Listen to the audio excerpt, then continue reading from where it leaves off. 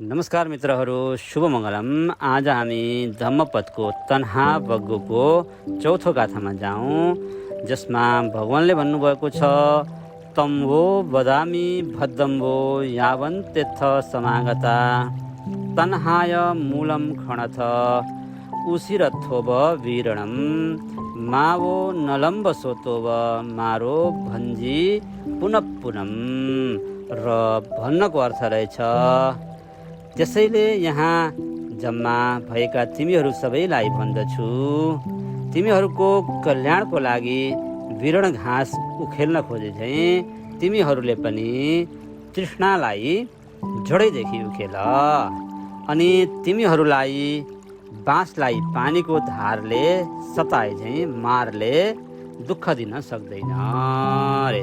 सबैको शुभ होस्, मङ्गल होस्, कल्याण होस्।